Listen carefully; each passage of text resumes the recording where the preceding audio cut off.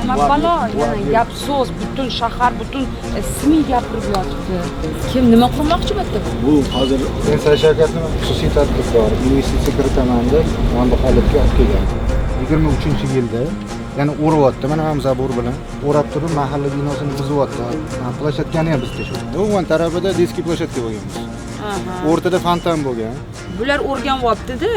Birinchi bilishar, qarashadi, keyin tashlandiqqa aylantirishadi, keyin yopishadi sekin, daraxtlarni yo'qotishadi, betonlashadi. Shu bilan ana qarabsanki, zo'r uchastka. Atrofdagilar ham ha mayli bo'pti, bir bola bo'lsin, bunaqa yotgandan ko'ra deydi. Shahar prokurori siz. Qarang bu masalalarga, kim qarayapsizlar qaramasalar. Bu nima deganga, bu jinoyat-ku bu. Kimdan norozi bo'ladi xalq? Bu hammasi bu atrofdagi nechta odam bu yerda yashaydi. Shavkatni o'z jinoyat ishi qo'zg'atildi. Biz xabar topganimizda. Mana endi qarang, men sizga shu topshiriqni berdim. Butun shaharda xatlov qilindi. Xalqqa qaytarib bering buni.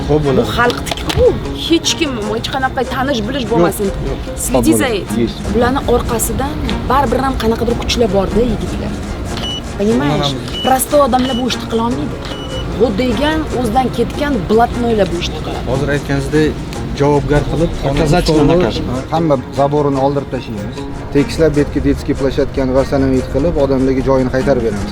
Archa bayram qilib yormanglar. Shaharda dizayn kodini o'ylash kerak, bu muhim masala. To'ppa-to'g'ri, bu bor dizayn kodi. Men ko'rib turibman sizlarning dizayn kodlaringni. Sharmanda hamma joy gul bosib ketgan. Men aytgandek, na blatnoy qoladi, na o'zidan ketgan qoladi. Jazo muqarrar.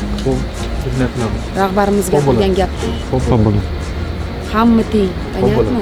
Sizlar qarab yuringlar. Bo'ptimi? Sizga ishonyaman. Siz ham o'zingizni ko'rsating.